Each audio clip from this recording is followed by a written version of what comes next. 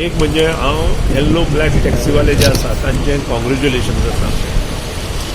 तांणी आज ज्यो टॅक्सी सबंद गोंयांत चलता ताका सुसूत्रता गोष्टी आमी तांकां 3 वर्सां पयलीं सांगताले.